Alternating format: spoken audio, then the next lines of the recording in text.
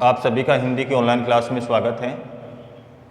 पिछले वीडियो में हमने कृपाराम खेड़िया को पढ़ा था। आज अपना जो नया अध्याय है वो अति महत्वपूर्ण अध्याय है। वो अति महत्वपूर्ण कवि हैं अपने, और उनका नाम है जयशंकर प्रसाद। जयशंकर प्रसाद परीक्षा की दृष्टि से अति महत्वपूर्ण कवि हैं ये। इनमें से हर बार एक प्रश्न परीक्षा में पूछा जाता है। वह प्रश्न चाहे कवि परिचय से संबंधित हो, चाहे इनकी कविता से संबंधित हो, तो अति महत्वपूर्ण है परीक्षा की दृष्टि से, इसलिए इसको अच्छी तरीके से आपको पढ़ना है। तो सबसे पहले हम जयशंकर प्रसाद का परिचय देखेंगे। तो जयशंकर प्रसाद थे, वो कौन से काल के कवि थे? सबसे पहले देखते हैं इनका जन्म अपन। और इनका जन्म कोई बताया जाता है 1889 ईस्वी को। कब हुआ था बेटा? 1889 ईस्वी को। कहाँ पे हुआ था? काशी में। इनका जन्म कब हुआ था जयशंकर प्रसाद का? 1889 ईस्वी। और 1889 ईस्वी में कहाँ पे हुआ था? काशी के अंदर इनका जन्म हुआ था। बात करते हैं इनकी मृत्यु की। और इनकी मृत्यु कोई बताई जाती है 15 नवंबर 1937। मृत्यु इनकी कब हुई थी? 15 नवंबर 1937 को इनकी मृत्यु थी, वो बताई जाती है। जयशंकर प्रसाद थे, वो कौन से काल के कवि थे? काल आता है इनका छायावाद। कौन से काल के कवि थे ये? छायावाद के कवि थे। छायावाद का जो समय था वो माना जाता है 1918 से 1936 तक। 1918 से 1936 तक के जिन कवियों ने कविताएं लिखी हैं वो कौन से काल में आती हैं? छायावाद के अंतर्गत आती हैं। तो छायावाद के 4 प्रमुख कवि हुआ करते थे, और वो 4 कवि कौन कौन से थे? 4 स्तंभ। छायावाद के 4 स्तंभ कहलाते थे। पहले थे जयशंकर प्रसाद,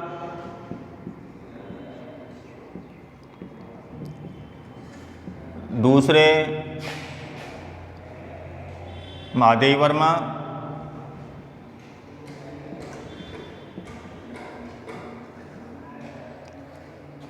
तीसरे सूर्यकांत त्रिपाठी निराला,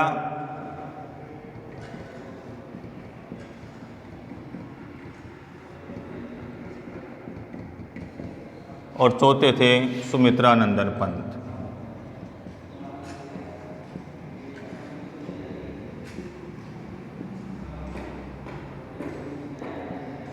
ये 4 कवि थे जिनको छायावाद के 4 स्तंभ के नाम से जाना जाता है। जयशंकर प्रसाद, महादेवी वर्मा, सूर्यकांत त्रिपाठी निराला और सुमित्रानंदन पंत। इनमें से जो जयशंकर प्रसाद थे, जयशंकर प्रसाद को छायावाद का सबसे प्रमुख कवि माना जाता है। और इनको छायावाद का क्या कहा जाता है? छायावाद का इनको ब्रह्मा कहा जाता है। छायावाद का क्या कहा जाता है? इनको ब्रह्मा कहा जाता है। इनकी साहित्य के क्षेत्र में रुचि बचपन से ही थी इनकी, जयशंकर प्रसाद की। और इनकी जो प्रारंभिक शिक्षा थी वो घर पर ही हुई थी। प्रारंभिक शिक्षा इनकी घर पर हुई थी, और उसके बाद में उस शिक्षा के लिए इनको क्वींस कॉलेज में भर्ती कराया गया था। Queen's college. प्रारंभिक शिक्षा जयशंकर प्रसाद की घर पर ही हुई थी। उसके बाद में आगे की पढ़ाई के लिए इनको कहाँ पे भर्ती करवा दिया गया था? क्वींस कॉलेज के अंदर इनको भर्ती करवा दिया गया था। इनके पिता का नाम बताया जाता है, पिता का नाम बाबू देवी प्रसाद। पिता का क्या नाम बताया जाता है? बाबू देवी प्रसाद। और इनकी एक किराने की दुकान थी। जयशंकर प्रसाद के किराने की दुकान थी, इसलिए इनके जो परिवार को जो नाम दिया गया है वो दिया गया है सूंगनी साहू। सूंगनी साहू। यानी जयशंकर प्रसाद का जन्म कौन से परिवार में हुआ था? सुंगनी साहू परिवार के अंदर इनका क्या हुआ था? जन्म हुआ था। दोबारा देख लेते हैं एक बार। इनका जन्म, जयशंकर प्रसाद का जन्म हुआ था कोई 1889 ईस्वी के अंदर। कहाँ पे हुआ था? काशी के अंदर। और काशी कहाँ है? उत्तर प्रदेश में। बात करते हैं इनकी मृत्यु की, और इनकी मृत्यु हुई थी कोई 15 नवंबर 1937 ईस्वी को इनकी क्या हुई थी? मृत्यु हुई थी। ये कौन से काल के कवि कहे जाते हैं? ये छायावाद के कवि कहे जाते हैं। छायावाद के 4 स्तंभ थे, यानी 4 कवि थे, जिनमें से सबसे प्रमुख स्थान किसका था? जयशंकर प्रसाद का स्थान था। 4 कवि कौन थे? जयशंकर प्रसाद थे, माधवी वर्मा थी, सूर्यकांत त्रिपाठी निराला थे और सुमित्रा नंदन पंत। इनको ब्रह्मा कहा जाता है, इनको दुर्गा कहा जाता है, छायावाद की दुर्गा। इनको महेश कहा जाता है, छायावाद का क्या कहा जाता है? महेश कहा जाता है। इनकी प्रारंभिक शिक्षा कहाँ पे हुई थी? घर पे हुई थी। और फिर बाद में उस शिक्षा के लिए इनको कहाँ पे भेज दिया गया था? क्वींस कॉलेज के अंदर भेज दिया गया था। इनके पिता का नाम क्या बताया जाता है? बाबू देवी प्रसाद इनके पिता का नाम बताया जाता है। और इनका परिवार कौन सा था? सुंगनी साहू इनका परिवार था। ये तो इनकी जन्म से संबंधित कुछ बातें हो गई। आगे इनकी साहित्य से संबंधित बातें अपन देखेंगे।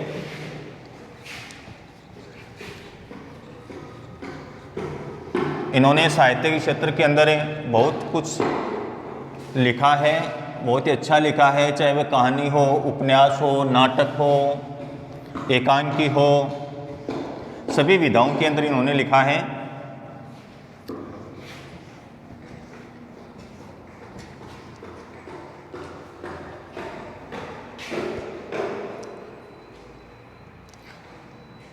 तो इनकी साहित्य के बारे में देखते हैं। इनकी जो प्रारंभिक रचनाएं थी वो इनकी एक पत्रिका थी जिसका नाम था इंदु। प्रारंभ के अंदर इनकी जो भी रचनाएं थी वो कौन सी पत्रिका के अंदर छपा करती थी? इंदु नामक जो पत्रिका थी उसके अंदर इनकी प्रारंभिक रचनाएं छपा करती थी। जयशंकर प्रसाद ऐसे कवि थे कि जिन्होंने स्वाध्याय के माध्यम से, इन स्वयं अध्ययन करके ही हिंदी, उर्दू, अंग्रेजी, फारसी, संस्कृत आदि भाषाओं का इन्होंने गहन अध्ययन किया था और आदि भाषाओं का इनको क्या था? गहरा ज्ञान था। तो इनकी प्रारंभिक रचनाएं कौन सी पत्रिका में छपा करती थी? इंदु नामक पत्रिका के अंदर इनकी प्रारंभिक रचनाएं छपा करती थी। बात करते हैं कि रचनाएं इनकी बहुत सारी रचनाएं हैं। इन्होंने कहानी भी लिखी है, इन्होंने उपन्यास भी लिखे हैं, इन्होंने काव्य यानी कविताएं भी लिखी हैं और इन्होंने एकांकी भी लिखी हैं। सभी विधाओं के अंदर समान रूप से इन्होंने लिखा है। तो इनकी रचनाएं, सबसे पहले इनका जो काव्य आता है, और काव्य के अंदर क्या क्या लिखा है इन्होंने? इनकी रचनाएं हैं आंसू, झरना, लहर, कानन कुसुम, प्रेम पथिक,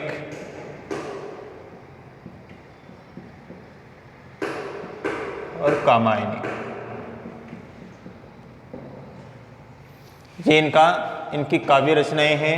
आंसू, झरना, लहर, कानन कुसुम, प्रेम पथिक और कामायनी। इनकी सबसे प्रमुख रचना कौन सी है? कामायनी। इनकी सबसे प्रमुख रचना कौन सी है? कामायनी। और इस कामायनी रचना के ऊपर इनको एक पारितोषिक मिला था। कौन सा? मंगला प्रसाद। मंगला प्रसाद पारितोषिक इनको मिला था, सम्मान इनको मिला था। कौन सी रचना के लिए? कामायनी रचना के लिए। और कामायनी रचना को विश्व की श्रेष्ठ रचनाओं के अंदर स्थान दिया जाता है। तो ये तो क्या हो गया? इनका काव्य हो गया। आंसू, झरना, लहर, आपका प्रेम पथिक है, कानन कुसुम है और कामायनी है।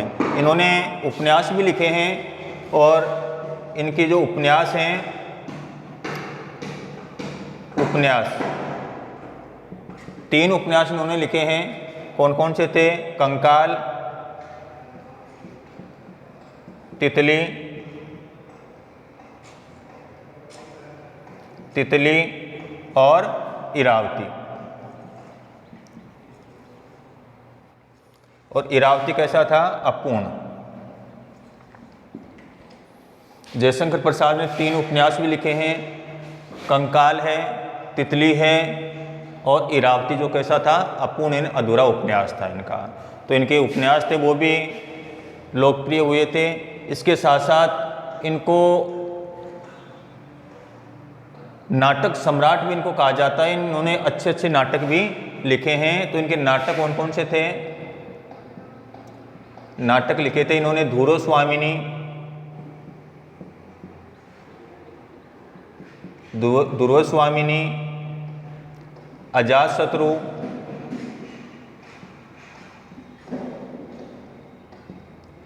चंद्रगुप्त, स्कंदगुप्त आदि इन्होंने क्या लिखे थे? नाटक भी लिखे थे। धुरो स्वामिनी आपका, अजातशत्रु है, चंद्रगुप्त है, स्कंदगुप्त है, विशाख है, और एक घूंट है।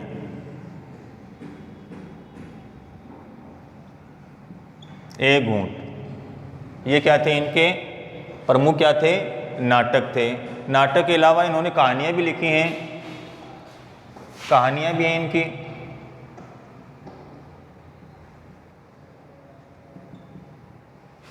आकाशदीप, छाया, इंद्रजाल,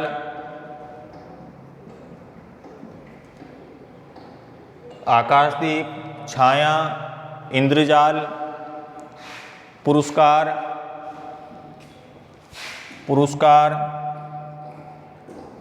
गुंडा आदि क्या लिखी इन्होंने? कहानियाँ भी लिखी हैं। तो कह सकते हैं कि जयशंकर प्रसाद थे, इन्होंने काव्य भी लिखा है, नाटक भी लिखे हैं, उपन्यास भी लिखा है, आदि विधाओं के अंदर इन्होंने क्या किया है? काम किया है। इनकी जो कहानियाँ आकाशदीप है, छाया है, इंद्रजाल है, पुरस्कार है, गुंडा है, प्रतिध्वनि है आदि इन्होंने क्या लिखी हैं? कहानियाँ भी इन्होंने लिखी हैं। इनके निबंध भी हैं, काव्य कला तथा अन्य निबंध।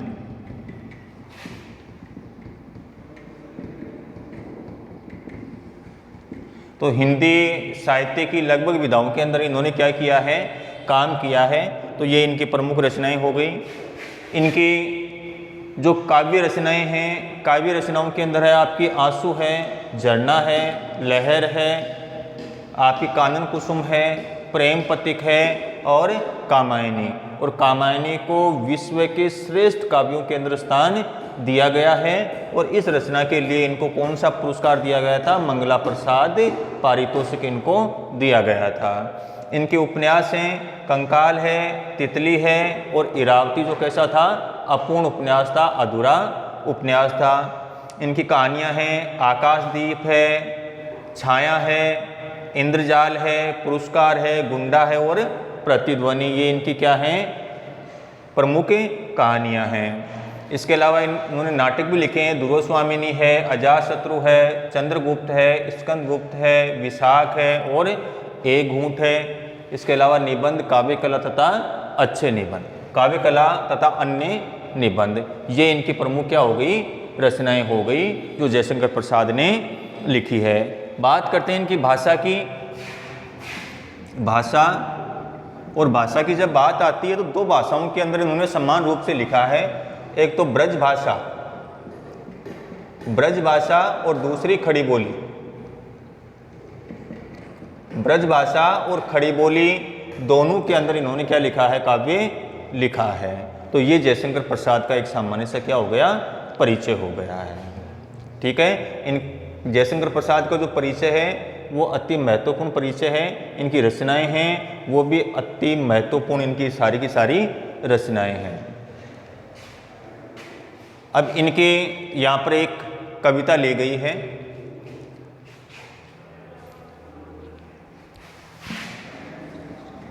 जो आपके अध्याय में है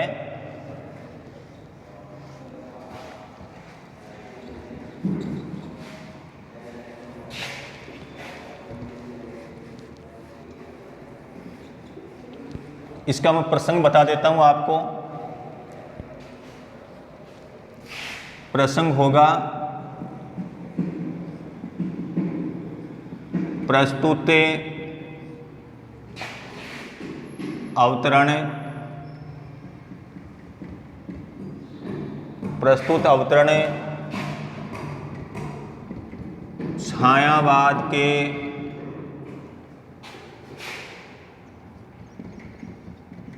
ब्रह्मा के नाम से विख्यात कवि जयशंकर प्रसाद द्वारा रचित काव्य कानन कुसुम, कानन कुसुम के प्रभो शीर्षक से संकलित है।